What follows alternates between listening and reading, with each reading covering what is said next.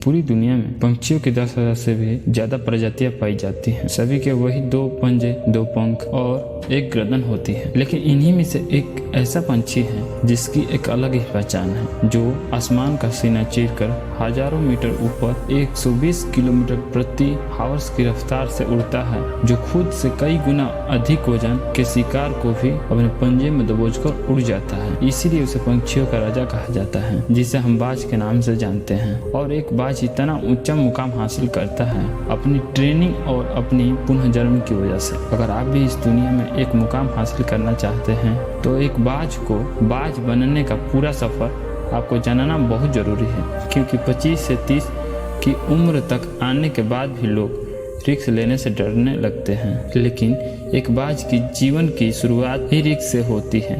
जिस उम्र में बाकी पंछियों के बच्चे सिर्फ चींची करना सीखते हैं, उस उम्र में एक मादा बाज अपने बच्चे को पंजे में दबोचकर हजारों मीटर आसमान की ऊंचाई में उड़ जाती है, उसे ये बताने के लिए कि तेरा जन्म आसमान का सीना चीर के सबसे ऊपर उड़ने के लिए हुआ है और तेरा जन्म पंछियों का बच्चा बनने के लिए हुआ है। जमीन से हजारों मीटर ऊपर ले जाकर मादा बाज अपने पंजे से उसे छोड़ देती है और यहीं से शुरू होती है उसकी हाई रिस्क ट्रेनिंग। वो चूजा जमीन की तरफ तेजी से गिरने लगता है, थोड़ी नीचे आता है तो उसके पंख खुलने लगते हैं। नीचे आते आते वो अपने पंख को फड़फड़ाने लगता है, लेकिन वो भी अभी तो उड़ना नहीं सीखा है। वे जमीन के कुछ ही ऊपर होता है। ऐसा लगता है कि कुछ ही सेकंड में उसका जीवन समाप्त हो जाएगा, लेकिन अचानक एक पंजा उसे अपने गिरफ्त में ले लेता है और वापस आसमान में उड़ जाता है। वे पंजा होती है उसकी माँ का, जो उसके पीछे उड़ रही थी। उसकी ये ट्रेनिंग तब तक चलती रहती है जब तक कि वो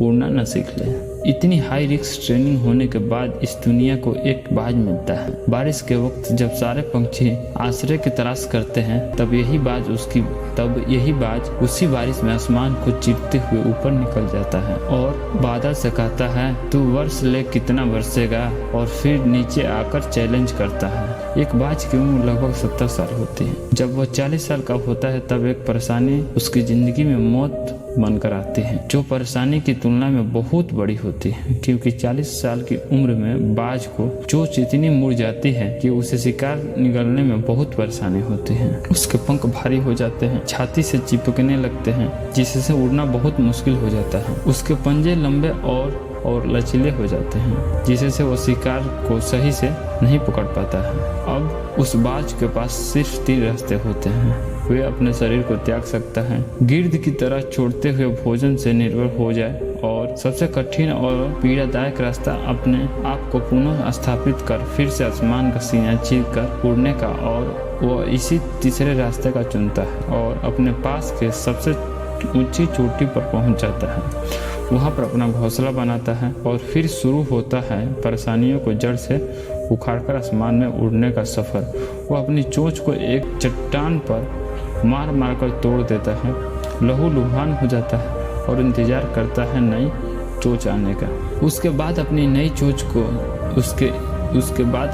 चोंच से अपने पंजों को काट देता है और इंतजार करता है एक नए पंजे के उग आने का।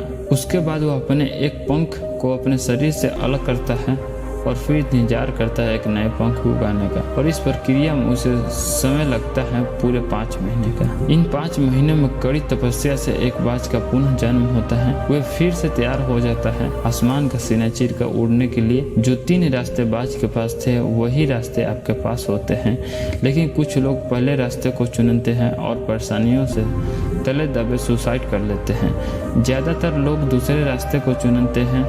वे परेशानियों का बोझ पड़ते ही अपने लक्ष्य को छोड़कर एक नॉर्मल लाइफ जीने लगते हैं, और कुछ वे भी लोग होते हैं जो इस परेशानियों को लात मारकर अपनी मेहनत के दम पर बाज की तरह आसमान की बुलंदियों को छूते हैं। दोस्तों, बाज की यह ट्रेनिंग हमें बहुत बड़ी सीख देती है कि अगर रिस्क लेना पड़े तो ले लो, कि अपने फील्ड में अपने आप को इतना ट्रेन कर लो कि उस फील्ड में आपसे ऊपर उड़ने के बारे में कोई सोच ना सके। लोगों के पसीने छूट जाए तभी आप अपने फील्ड के बादशाह कहलाएंगे।